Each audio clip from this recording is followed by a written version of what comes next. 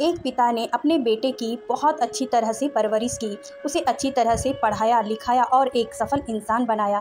इसी के बल पर बेटा एक कंपनी में बड़ा अधिकारी बन गया। हजारों लोग उसके अधीन काम करने लगे। एक दिन पिता ने सोचा क्यों ना बेटे के ऑफिस में जाकर उससे मिला जाए। जब पिता उसके ऑफिस पहुंचे तो उन्होंने देखा कि बेटा एक शानदार ऑफिस में बैठा है और बहुत से लोग उसके अधीन काम कर रहे हैं। ये देखकर पिता को बहुत गर्व हुआ।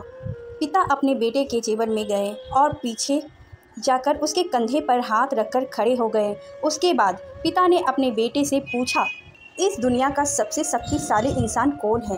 बेटे ने पिता को बड़े प्यार से हंसते हुए कहा, मेरे अलावा कौन हो सकता है पिताजी।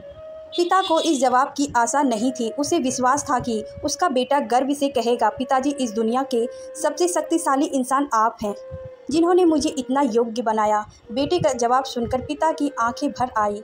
वो जेवर के गेट को खोलकर बाहर निकलने लगे। उन्होंने एक बार पीछे मुड़कर पुनः बेटे से पूछा, एक बार फिर बताओ, इस दुनिया का सबसे शक्तिशाली इंसान कौन है?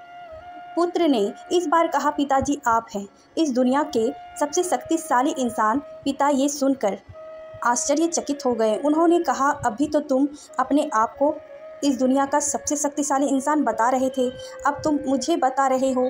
बेटे ने हंसते हुए उन्हें अपने सामने बैठाते हुए कहा, पिताजी, उस समय आपका हाथ मेरे कंधे पर था।